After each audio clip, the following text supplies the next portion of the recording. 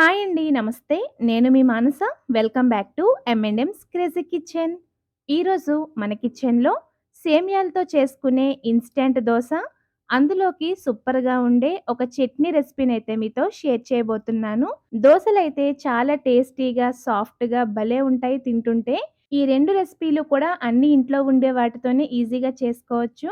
So, late చేయకుండా ఈ 2 రెసిపీలు ఎలా చేసుకోవాలో చూసేద్దాం రండి. ముందుగా చట్నీ కోసం స్టవ్ మీద కడాయి పెట్టి 1 టేబుల్ స్పూన్ ఆయిల్ వేసి హీట్ చేశాక 2 టేబుల్ స్పూన్ల వరకు పల్లీలు వేసుకుని ఎర్రగా ఫ్రై చేసి ఒక మిక్సీ జార్‌లోకి తీసుకోవాలి. ఇప్పుడు ఇందులోకి ఒక మీడియం సైజు ఉల్లిపాయ, అలాగే టమాటాలని క్యూబ్స్‌లా కట్ చేసి వేసుకోండి. అలాగే 2 పచ్చిమిర్చి కూడా వేసి ఒకసారి కలిపిన తర్వాత వీటన్నింటిని కూడా ఇలా సెంటర్‌లోకి తీసుకొచ్చి మూత పెట్టి లో ఫ్లేమ్‌లోనే కుక్ చేసుకోవాలి. మధ్య మధ్యలో కలుపుతూ కుక్ చేసుకోవాలి. మనకి ఉల్లిపాయలు ఇలా ట్రాన్స్‌పరెంట్‌గా అయ్యేంత వరకు వేగనిచ్చి, ఇందులో 2 ఎండుమిర్చి, కొద్దిగా చింతపండు వేసుకొని ఒక నిమిషం పాటు బాగా వేపిన తర్వాత 1 టీ స్పూన్ జీలకర్ర కూడా వేసి కలిపిన తర్వాత టమాటాలు సాఫ్ట్‌గా ఉడికాయో లేదో చూసుకోండి. ఇలా గరిటెతో నొక్కితే సగానికి అవ్వాలి. సో, స్టవ్ ఆఫ్ చేసుకొని వీటన్నింటిని కూడా జార్‌లోకి తీసి చల్లారనివ్వాలి. ఇప్పుడు దోస బ్యాటర్ ప్రిపేర్ చేయడానికి స్టవ్ మీద కడాయి పెట్టి 1 కప్ వరకు సేమియాలు వేసి లో ఫ్లేమ్‌లోనే కాస్త గోల్డెన్ బ్రౌన్ వచ్చేంత వరకు కూడా ఫ్రై చేసుకున్నాక, ఇందులోకి సేమియాలు తీసుకున్న కప్పుతోనే అరకప్పు వరకు ఉప్మా రవ్వ కూడా వేసుకొని, మరొక 5 నిమిషాల పాటు డ్రై రోస్ట్ చేసుకోవాలి.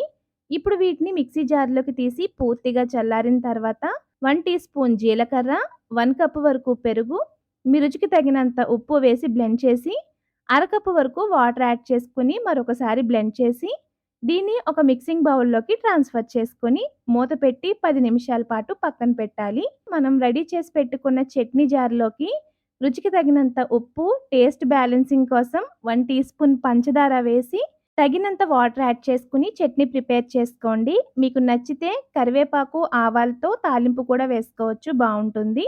10 నిమిషాల తర్వాత మూత తీసి చూసారంటే రవ్వ కాస్త అబ్జర్బ్ చేసుకుంటుంది వాటర్‌ని.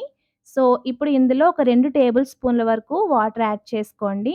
అలాగే సాల్ట్ కూడా అడ్జస్ట్ చేసుకొని కలిపేసుకోండి. మనకొచ్చేసి దోస బ్యాటర్ అయితే ఈ విధంగా ఉండాలి. ఇప్పుడు ఇందులో ఒక పావు టీ స్పూన్ వరకు వంట సోడా అయితే యాడ్ చేసుకొని మరొకసారి బాగా కలిపేసుకోండి.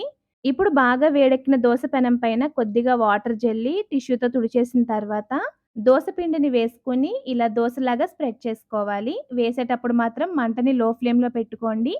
దోస స్ప్రెడ్ చేశాక మంటని మీడియం ఫ్లేమ్‌లోకి టర్న్ చేసి చుట్టూ ఆయిల్ వేసుకొని, ఒకవైపు కాల్చుకున్నాక దోసని తిప్పి మరొక వైపు కూడా కాల్చుకొని ప్లేట్‌లోకి తీసుకోవాలి.